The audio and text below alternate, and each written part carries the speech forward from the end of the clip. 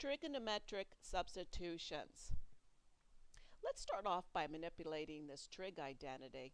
How about we multiply both sides by a squared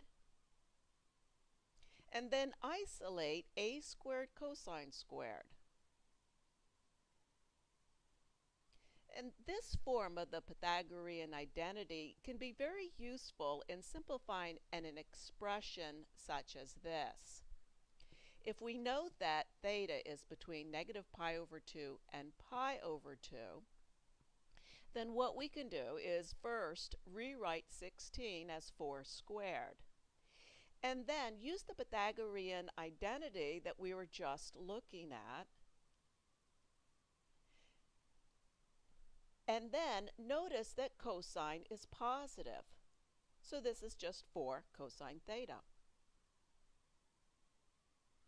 Another helpful trig identity is 1 plus tangent squared equals secant squared. This is another Pythagorean identity.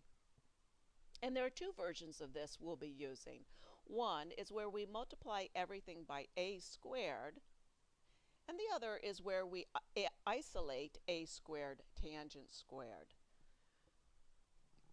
Now, where would we use a trig substitution? You might recall this problem after we used the length of curves formula for this problem where we tried to find the length of the section of the parabola. We got this integral. And at that time we were unable to integrate it. And you might recall that I recommended Wolfram alpha. The difficulty of the problem was having the form a squared plus x squared underneath the radical. And using a trigonometric substitution can help us in a problem like this. So a squared plus x squared, sometimes using a trigonometric substitution can help us. Another time a trigonometric substitution can be of help is of the form a squared minus x squared. An integral like this would be much easier with a trigonometric substitution. Now, the last case, notice how this is a squared minus x squared. So it's number squared minus variable squared. The last case is variable squared minus number squared. And I would use a trigonometric substitution for this form as well. All right, so what would be the trig substitutions?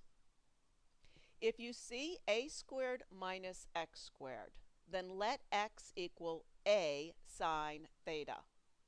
Now let's just look at the trig on this. Sine theta would, if you solve for that, you'd get x over a. Now sine is opposite over hypotenuse. If you build a triangle with theta and x opposite, so here's my theta, opposite theta is x, on the hypotenuse is a, my third leg would have to be the square root of a squared minus x squared. Notice the form, a squared minus x squared.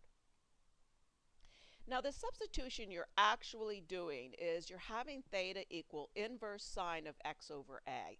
That's a technicality that go ahead and forget it. I just felt obligated to let you know that's the actual substitution you're doing.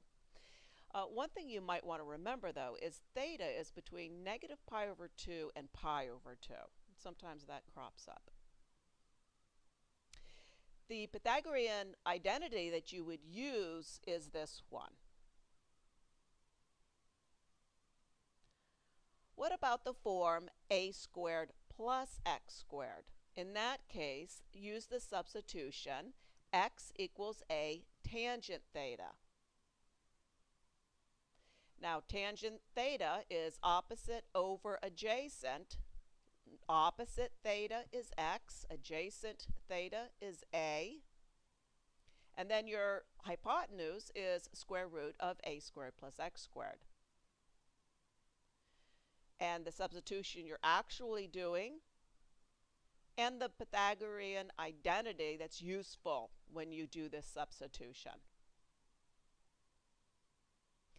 The last case is x squared minus a squared. In that case, the substitution you want to do is x equals a secant theta.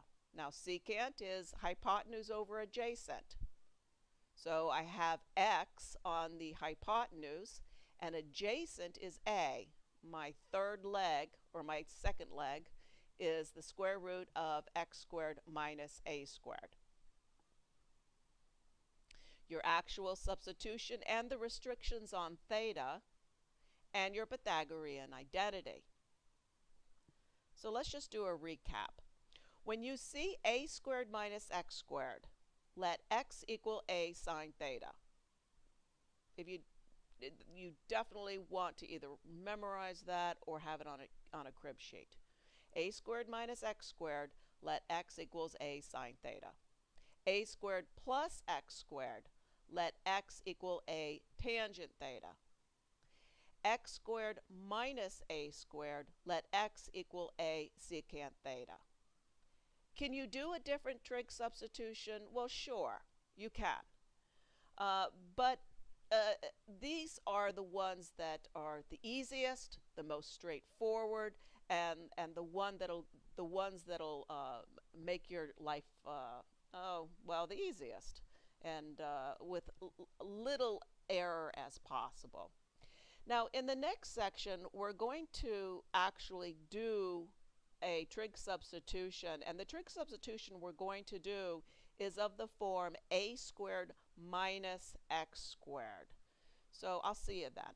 Take care.